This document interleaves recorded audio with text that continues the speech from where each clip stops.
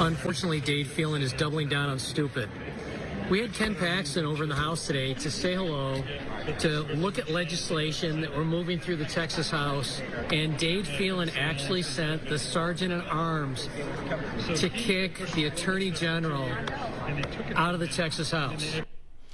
Representative Steve Toth posting some enhanced social media regarding the latest skirmish in the ongoing civil war ripping up the Texas GOP. Toth and a faction of hard-right House Republicans have aligned themselves with the recently acquitted but still criminally indicted Ken Paxton.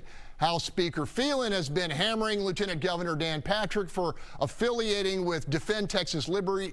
The hyper-conservative PAC recently busted consorting with stone-cold anti-Semites.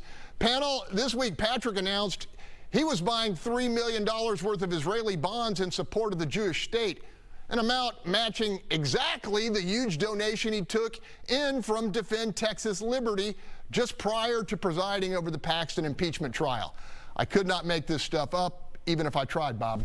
Well, I think it's an interesting gesture to counter the anti-Semitic attack from this organization, but maybe it would have been even a better idea if he had donated it to Israeli relief or something like that instead of making an investment that he's Is he making 6% on this? So, you know, I imagine those bonds are probably going to do pretty good. Anyway, this childishness that's going on the floor of the House, kicking off the Attorney General out of the House floor, that's just ridiculous. You guys made your battle, you lost. Now let's get back to work and focus on governing the state of Texas and put that behind. Leave Paxton's legal problems to the prosecutors in Harris County and maybe to whatever the federal government's going to do. Okay, I wish I had $1 for every time I'm guessing Bill King shook his head watching this go down. Well, first of all, Steve, if you're going to do closed caption, you to the bottom of the screen, not over your face. But look, it's embarrassing.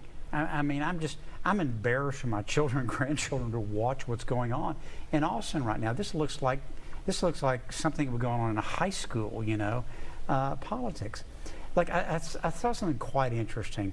The University of Texas has been doing this polling since 2008, and they ask in every poll, do you consider yourself a Republican, Democrat, strong, not so strong, or independent leaners? They've got 7 different categories.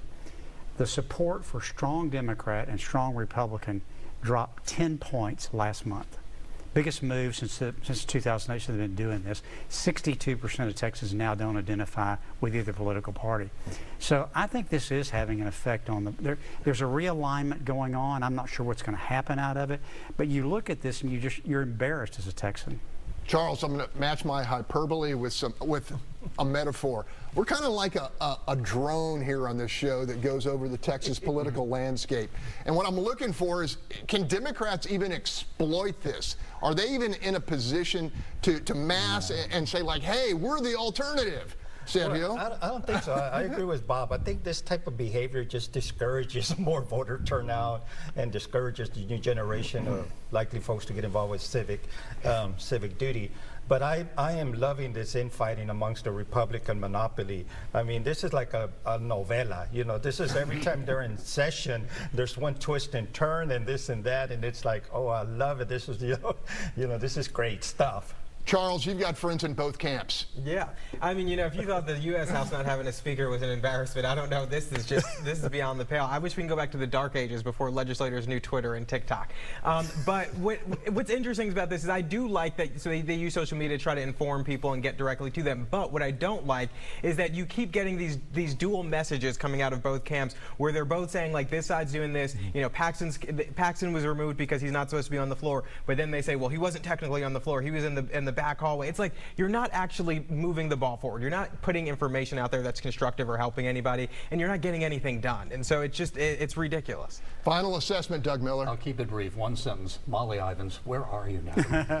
All right. Some good one-liners.